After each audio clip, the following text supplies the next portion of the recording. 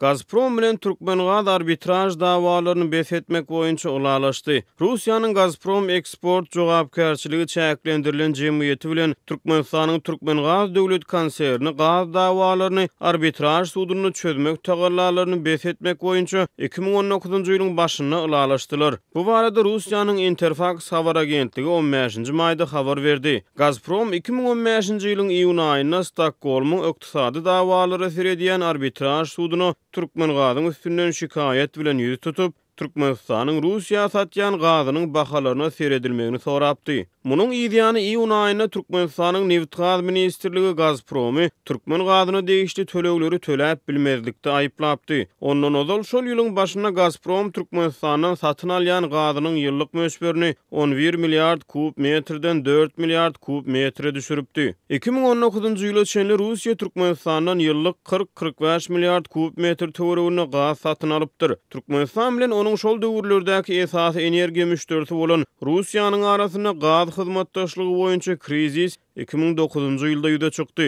Şol ýylyň 9-njy aprel güni Merkezi Aziýa merkez gaz geçirjisinde partlama döredi. Türkmenistan bu partlama boýunça Gazpromy aýplady. Onuň Türkmenistanyň alýan gazyny öňünden duýdurmazdan bir taraply azaltmagynyň geçirjini partladanlygyny aýtdy. Bu dören energiýa krizisinden soňra taraplar gaz sowdasyny 2010-njy ýylyň 9-njy ýanwaryna täzeden dikeltdi. Forbes neşriniň ýazmagyna görä 2010-njy ýylda täzelenen ulalaşyga laýyklykda Gazprom Türkmenistanyň her 1000 kub metr gazy $240 çemeti pul töläp alyp we töle şertine kömeçber boýunça ýylda 10 milliard kub metr gaz almaly bolupdyr. Ýöne meselem Türkmenistanyň neft gaz toplumynyň elektron gaziýeti agzalýan ulalaşyk bilen baglylykda Gazpromyň bu şertnamanyň talaplaryny ýygyderli bozanyny aýdyp 2015-nji ýylyň fevral aýynda maglumat çap edipdi. Geň ýeri häzirki wagtda agzalýan çeligidäki maglumat toplumyň elektron gaziýetine el ýeterli däl. Russiýa 2016-njy ýylyň 1-nji ýanwaryndan başlap Türkmenistanyň gaz satyn almagy dolu besetdi.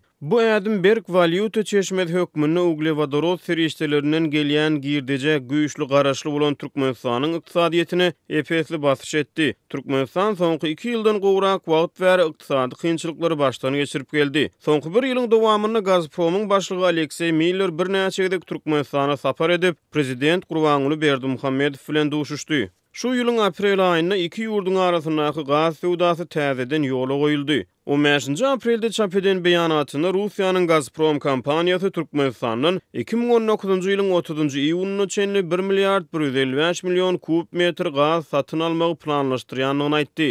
Bu sowdanyň detallary jemgyýetçilige ma'lum edilmeýär.